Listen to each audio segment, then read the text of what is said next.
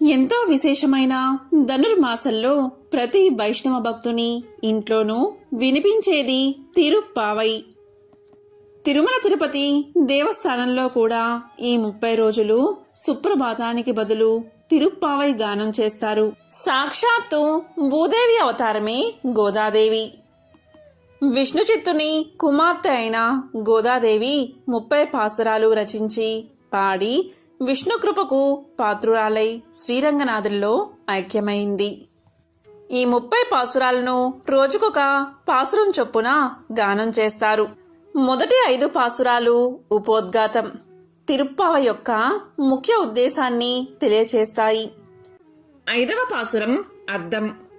ఆశ్చర్యమగు చేష్టలు కలిగినవాడు, నిత్యము భగవత్ సంబంధం గల ఉత్తర దేశమందలి మధురా నగరికి నిర్వాహకుడును, పవిత్రమైన జలము కల యమునా నదీ రేవు తనకు గుర్తుగా కలవాడును, గోపవంశమున ప్రకాశించిన మంగళదీపము అయిన వాడును, యశోదామాతచే తాడుతో బంధింపబడిన శ్రీకృష్ణునికి పవిత్రమైన పుష్పాలతో నమస్కరించి మనసారా కీర్తించి ధ్యానించి మన పూర్వ సంచిత పాపరాశియు ఆగామి పాపరాశియు అగ్నిలో పడిన దూది వలె భస్మైపోవును. కావున భగవంతుడి నామాలను పాడండి. మన పాపాలు తొలగడానికి 8 పుష్పాలు అర్పించాలి. అవి ఏంటి అంటే అహింస, ఇంద్రియ నిగ్రహము, సర్వభూత దయ, క్షమ, జ్ఞానము, తపస్సు, సత్యము, ధ్యానము. ఇవి విష్ణు ప్రీతికరమైన పుష్పాలు. వీటితో పూజించి మంచి పాటలతో కీర్తించిన భగవంతుని కృప పొందవచ్చు అని 5వ పాసురం అర్థం.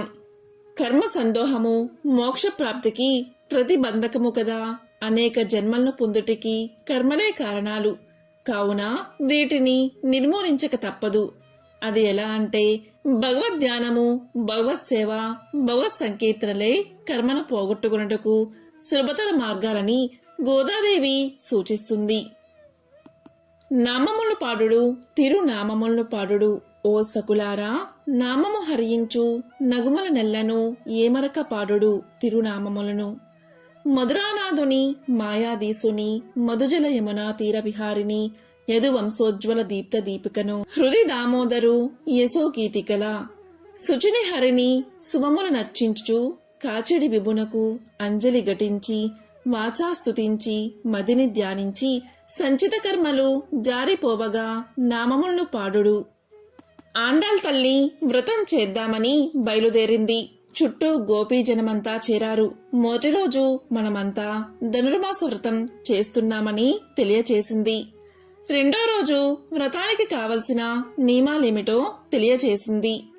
మూడో రోజు వ్రతం ఆచరిస్తే కలిగే లోకక్షేమం గురించి వివరించింది. 4వ రోజు మంచి మనస్సుతో చేస్తే మనకు దేవతలతో సహా లోకంలోని వారంతా తోడ్పడుతారు అని తెలియచేసింది. ఇక వారంతా శ్రీకృష్ణుడి కోసం బయలుదేరుతూ ఉండగా కొందరికి సందేహం వచ్చింది. ఇది లోకం మొత్తం క్షేమం కోసం చేసే వ్రతం కదా, ఏమైనా ఆటంకాలు వస్తాయేమో అని సంశయం వ్యక్తం చేసింది ఒక గోపిక.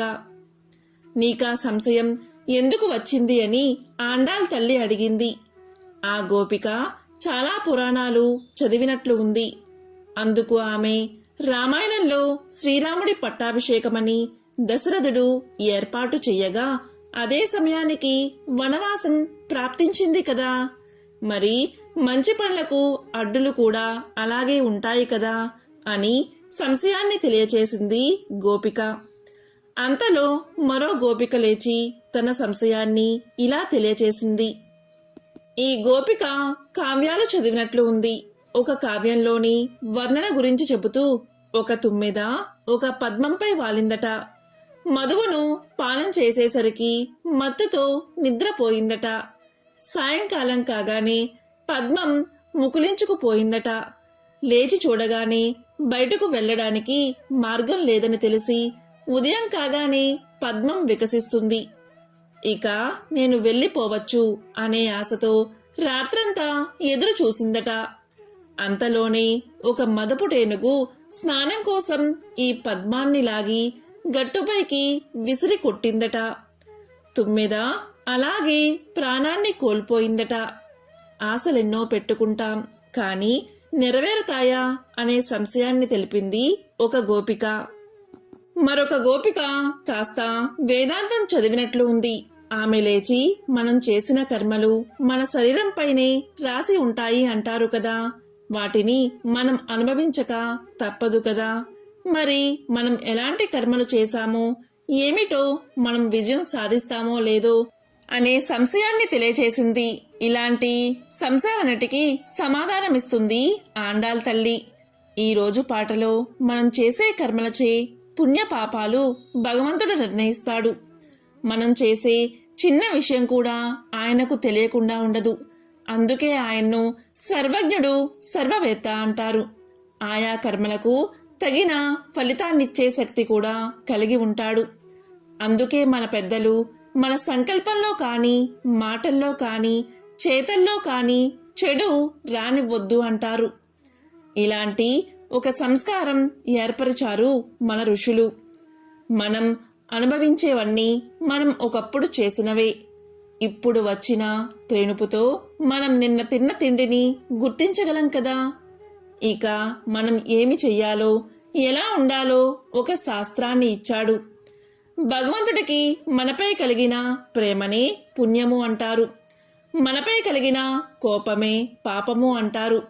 వీటన్నిటి నుండి బయటపడే ఒక సులభమైన మార్గాన్ని ఆండాల్ తల్లి చెబుతుంది. మనం చేసుకునే కర్మలు 3 రకాలుగా ఉంటాయి. అవి సంచితములు, ఆగామి, ప్రారబ్ధము అని అంటారు.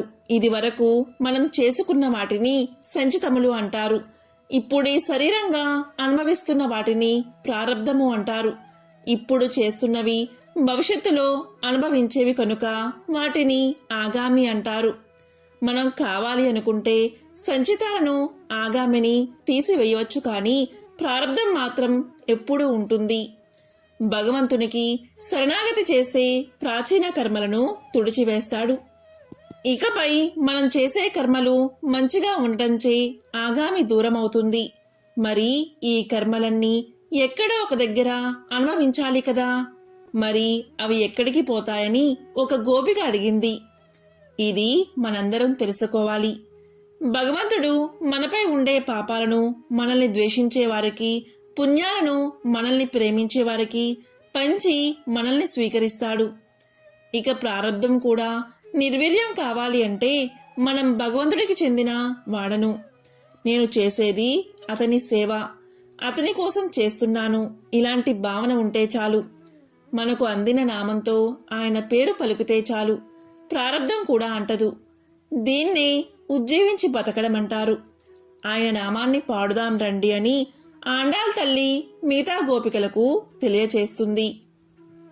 ఇదే 5వ పాసురం అర్థం. ఓం నమో నారాయణాయ.